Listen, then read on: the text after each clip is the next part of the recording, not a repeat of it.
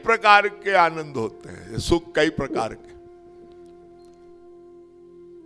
एक लकड़हारा था, लकड़ी काटने वाला, बेचारा बहुत गरीबी में कमजोर हो गया।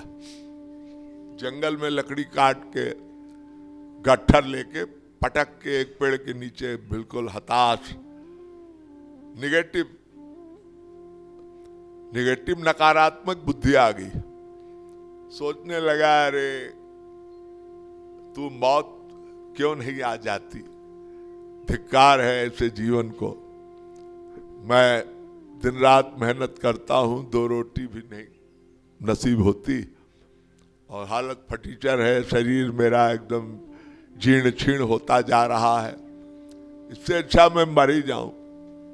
अरे मृत्यु क्यों नहीं आती, आ गई मृत्यु, यमदूत आए, चलो तुम कह रहे थे ना मरना है। अरे ना ना ना ना ना, अरे वो तो मैं इसलिए कह रहा था भैया मुझे अभी नहीं मरना है। अरे अभी तो मेरे बच्चे हैं, अभी उन बच्चों के बच्चे होंगे और उनके बच्चे होंगे, मुझे तो अभी बहुत कुछ आगे है, मेरे सपने हैं। अच्छा उससे होगा क्या, अभी तुम कह रहे तो मैं मर जाऊं। एक कीड़े को आप मारने दौड़िए, कॉकरोच फॉकरोच देखो कैसे फड़फड़ा के भागेगा।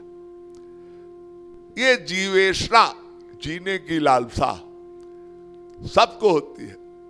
हर एक मामूली कीड़ा हो चाहे वो बड़ा हाथी हो, ये जीवेशना, ये आनंद प्राप्ति का एक प्रमाण है।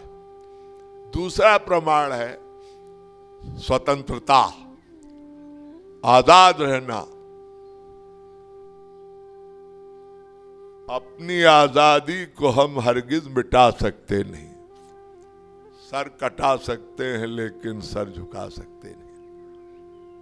संसार में एक ह्यूमन नेचर होता है, ऐसा ईगो कॉम्प्लेक्स।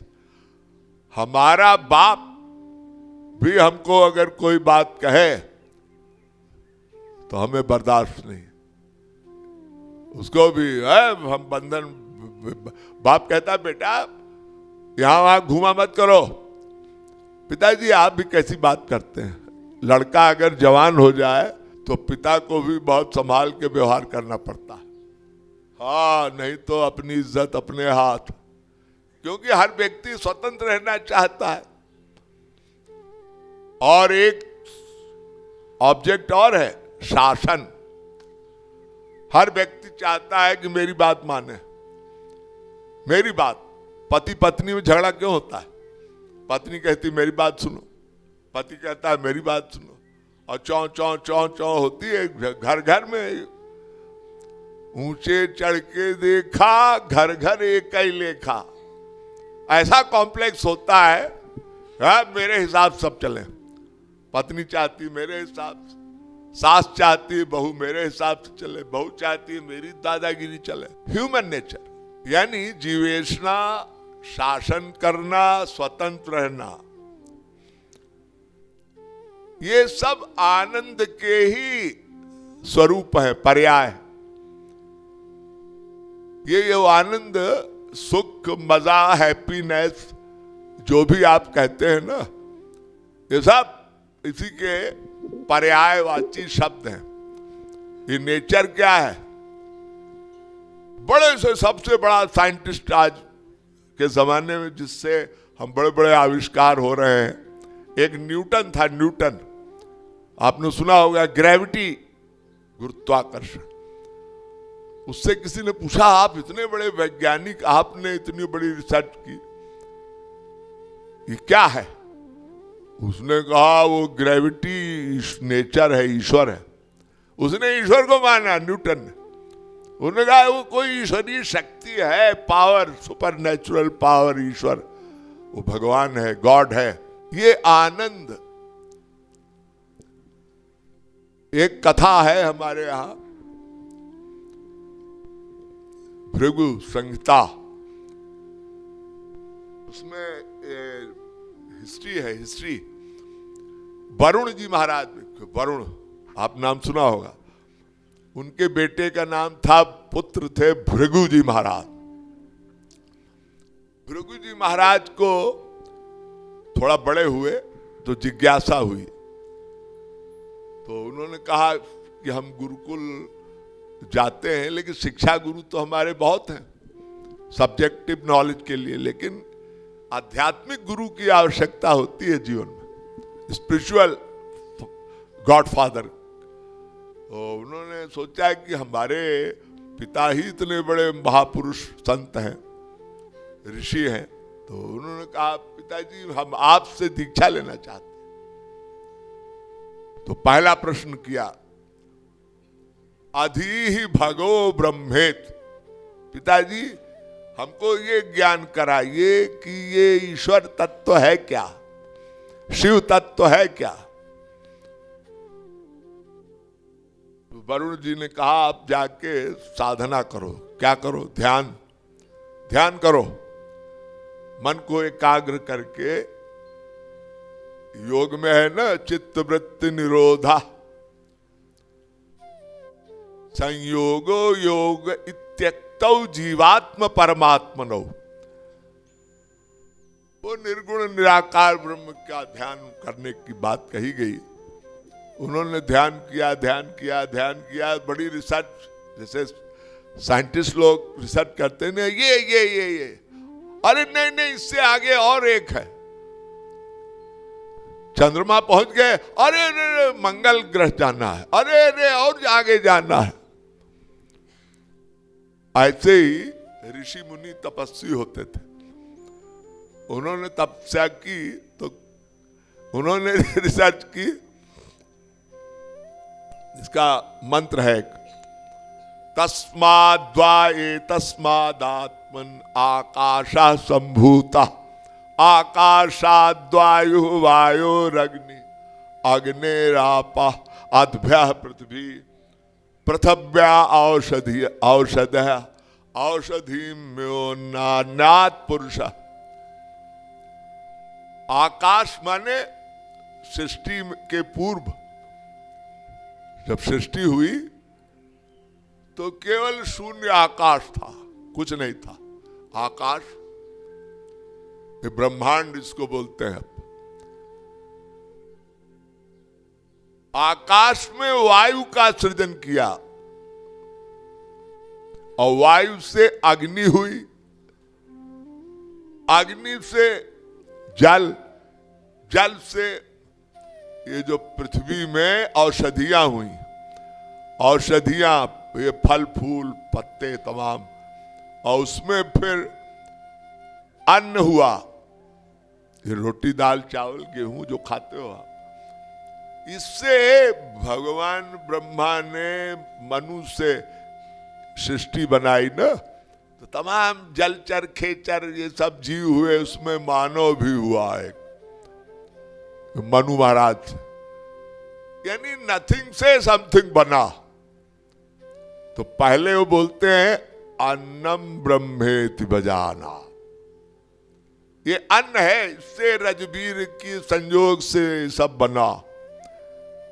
स्पर्मेटोजोआ जिसको आप बोलते हैं ना, ये अंश, अणु, अणु से अणु, जीवाणु। अच्छा पिताजी, हाँ अन्नम ब्रह्मेति बेजानात। वरुण ने कहा बेटा अभी बहुत भोले हो, अभी जाओ और थोड़ा मेडिटेशन करो। और मेडिटेशन किया।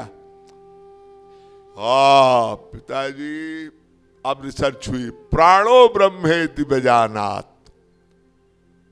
अरे बेटा अभी अधूरे हो, और जाओ और रिसर्च करो।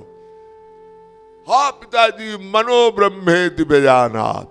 ना ना ना, और आगे जाओ, और समाधि ली, ध्यान किया। अरे पिताजी विज्ञानम, यानी विज्ञानम ब्रह्मेति बेजानात। रिसर्च जब पूरी हुई तो आए पिताजी, आनंदो ब्रह्मेति बेजानात।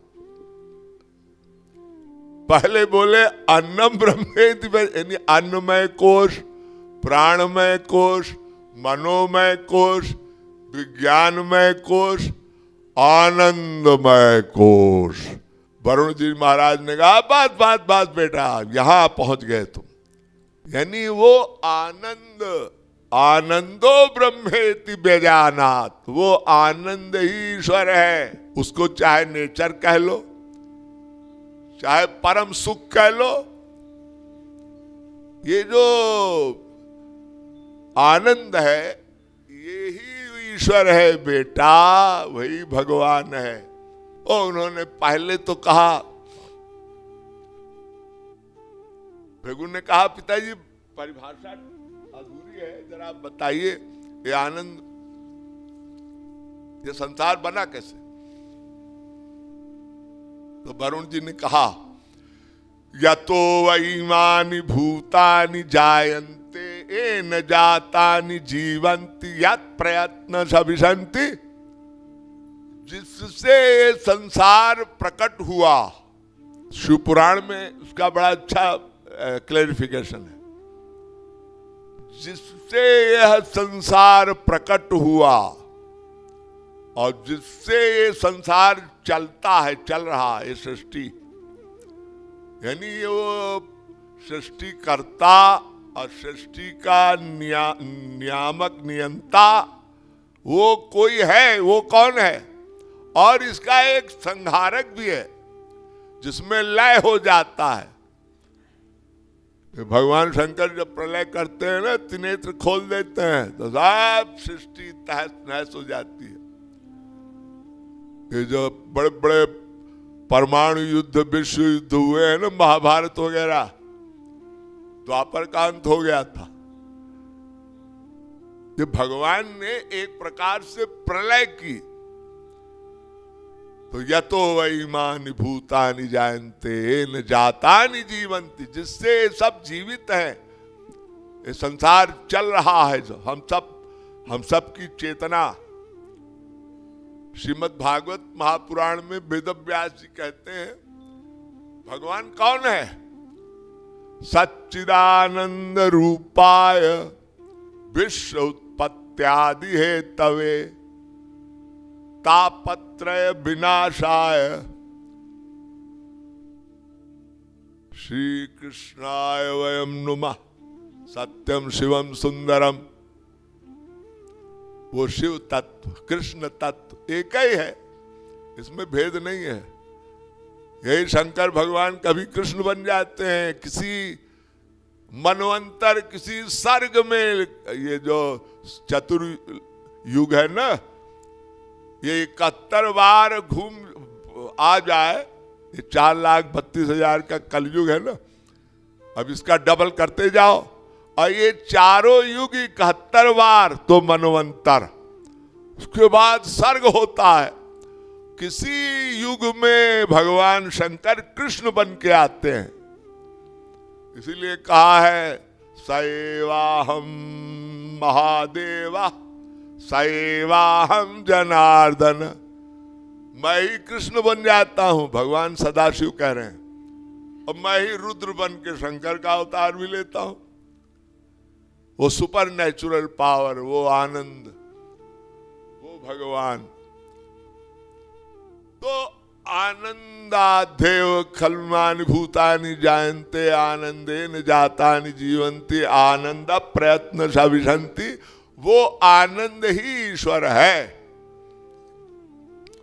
अंततो गत्वा ये सिद्ध हुआ कि ईश्वर और आनंद एक पर्यायवाची शब्द है, जिसकी प्राप्ति के लिए ये मानव देहधारी जीव सदा से प्रयत्नशील है। अद्यावधि आनंद का लवलेश भी नहीं मिला। क्यों? विषय आगे आता जाएगा, पहले आप थोड़ा सा इस पर विचार करें। ये जो भृगु जी महाराज ने, वरुण जी महाराज ने भृगु जी को संकेत किया कि आनंद ही ब्रह्म है। तो आनंद हम क्यों चाहते हैं, इसका रहस्य क्या है? आनंद हम क्यों चाहते हैं? आनंद चाहने का वेदों में, पुराणों में, वेद से लेकर रामायण तक आप अगर रिसर्च करेंगे तो आप पाएंगे वेद वाणी है। ये जीवात्मा उस परमात्मा ईश्वर का अंश है। चिन्ह मात्रम श्री हरेर अंशम सूक्ष्म अक्षरम अव्ययम। भगवान वेदव्यास कह रहे हैं कि ये जीव जो है ये उस परात्पर पर ब्रह्म प्रभु का अंश है। शंकराचार्य जी महाराज अपने भाष्य में लिखते हैं अंशो नाना व्यपदेशात। ये समस्त जीव अनंत जीव है, ये सब भगवान के अंश हैं। ये अंश ऐसे हैं जैसे समुद्र की एक बूंद। अभी मैंने मंत्र बोला ना, सच्चिदानंद रूपाय। ये भगवान शिव कौन है? सच्चित आनंद के स्वरूप हैं। अब इसकी अलग अलग व्याख्या की जाएगी। सत क्या? सत चित और आनंद।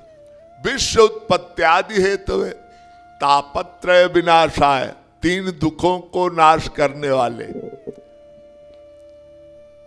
सृष्टि के संचालक। तो ये जो सच्चिदानंद रूप है, चिदानंदमय देह तुम्हारी, विगत विकार जान अधिकारी। भगवान सच्चिदानंद स्वरूप है। इसमें ये तीनों में दो तो सदा से है। ये जीव ब्रह्म का अंश है, सदा से है।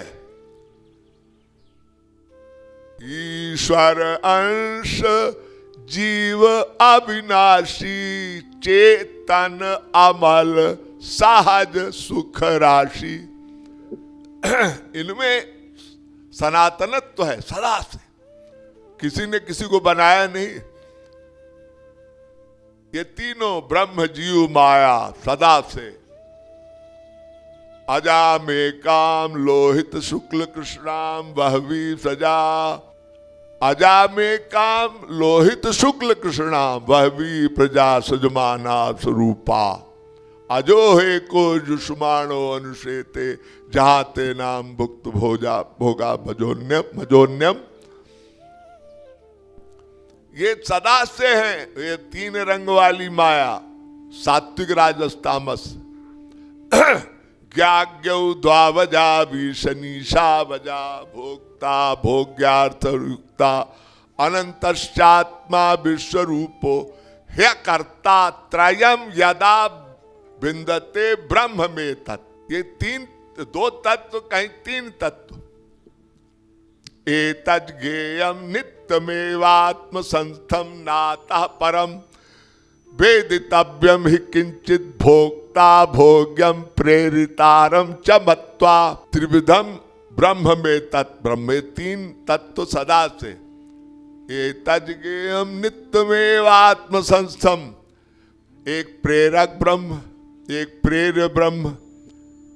ये जो भगवान के भोक्ता भोग्य, ये सब भगवान के ही नित्य स्वांश, एक विभिन्नांश और एक स्वांश होता है। तो ये विभिन्नांश में ये अणुचित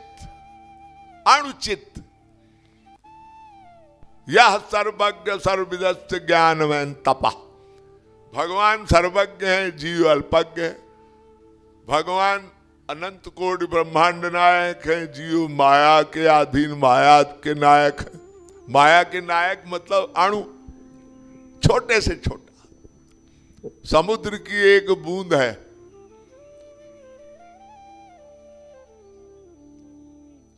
तो ये निर्विवाद सत्य है कि ये जीव जो है ये ब्रह्म का अंश है। और ये जब तक स्वाभाविक प्रक्रिया है कि अंशी की ओर जाना चाहता है। एक स्वाभाविक प्रक्रिया है। जैसे मिट्टी का ढेला, मिट्टी का, उसको आप हाथ में उठा लीजिए, मिट्टी का कोई टुकड़ा, और इसको अगर आप छोड़ें तो ऊपर नहीं जाएगा, सीधे जमीन में जाएगा। क्यों? कि ये पृथ्वी का अंश है। स्वाभाविक प्रक्रिया है। इसको चूंकि हाथ ने पकड़ रखा है, सपोज जैसे हम अभी कोई वस्तु अभी उठाएं, इसको हाथ में पकड़ लें, अब पकड़ जो रखा है, ये पकड़न क्या है? ये जिसने पकड़ रखा है, ये माया, संसार का जो वो माया ने पकड़ रखा है उस वस्तु को, यानी इस जीवात्मा को। वो मिट्टी का ढेला, सपोज वो मिट्टी का ढेला है कौन? सपोज जीवात्मा है।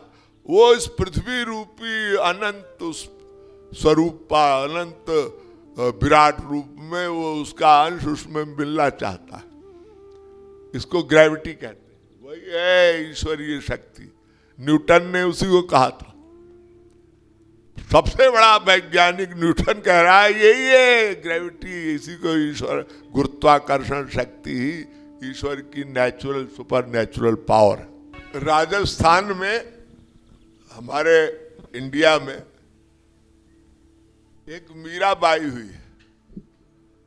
वो नंदलाल की ऐसी प्रेयसी थी, इतना प्यार करती थी कि बचपन से ही उसको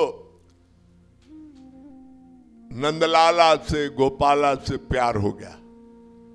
जब छोटी सी थी, छोटी सी, तो उसके माता ने राज ज्योतिषी को बुलाकर पूछा, ये बच्ची जो है सपने में भी गोविंद गोविंद बड़बड़ाती है। छोटी सी बच्ची, ऐसे संस्कार कि वो श्री कृष्ण का नाम गोविंद गोविंद बोलती थी। तो लोगों ने ज्योतिषी ने पूछा, तो ज्योतिषी ने पूछा कि इसका भविष्य क्या है? तो ज्योतिषी ने कहा, गोविंद नाम के किसी राजकुंवर से इसका विवाह होगा। राजकुंवर। तो मीराबाई बाल्यकाल में ही श्री कृष्ण गोविंद नाम का ध्यान करने लगी। और एक गुड्डा राजघराने की थी, तो सुंदर सा गुड्डा श्री कृष्ण के स्वरूप का बनवा लिया। और उठते बैठते कहीं भी जाए वो गुड्डे को साथ लेती थी। वो गुड्डा श्री कृष्ण का स्वरूप था, गोविंद का। तब थोड़ा बड़ी हुई तो घर वालों ने जबरदस्ती विवाह कर दिया। वो विवाह नहीं करना चाहती थी, उसको तो प्रेम नंदलाला से हो गया।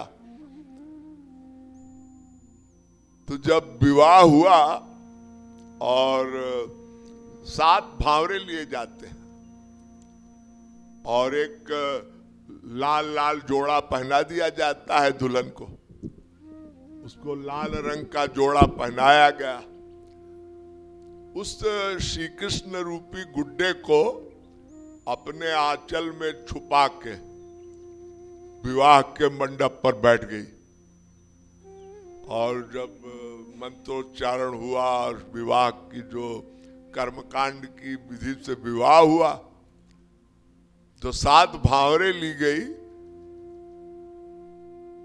तो एक्टिंग में तो पति के साथ घूम रही थी जिससे विवाह हुआ था, लेकिन वो गोविंद का ध्यान कर रही थी। और मन से जो संकल्प हो, वो संकल्प ही सत्य होता है। इस्लाम में भी जो निकाह होता है तो काजी बोलता है कबूल कबूल कबूल। तो युवती और युवक उसको एक्सेप्ट करते हैं। तो मीरा ने संकल्प किया, मेरा विवाह गोविंद से हुआ। मैं इस हाड़ मांस के पुतले मनुष्य को प्यार नहीं करती, मैं प्यार करती हूं गोविंद को। और जो विवाह समापन हुआ, पतिदेव से साक्षात्कार हुआ, तो मीरा ने कहा ध्यान दीजिएगा, मैंने आपसे विवाह नहीं किया, मेरे तो गिरधर गोपाल, दूसरों न कोई, जाके सिर मोर मुकुट, मेरो पति सोई। और बावरी हो गई और अपने शहर में उसी गोविंद को लेके युवावस्था में वो मंदिरों में घूमती थी। तो कभी किसी उसकी सास ने और किसी ने पूछा तू कहाँ जाती है, तो उसने ये भजन गाया, मायरी मेरो श्याम मेरे संग डोले, मायरी मेरो श्याम मेरे संग डोले, मायरी मेरो कान्हा मेरे संग डोले, मायरी मेरो कान्हा मेरे संग डोले।